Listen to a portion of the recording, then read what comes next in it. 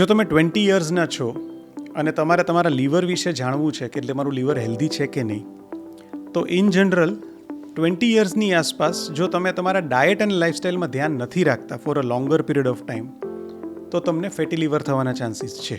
જો તમે alcohol consume કરો છો કે સ્મોકિંગ કરો છો તો ફેટી લીવર થવાના ચાન્સીસ હજુ પણ વધી જાય.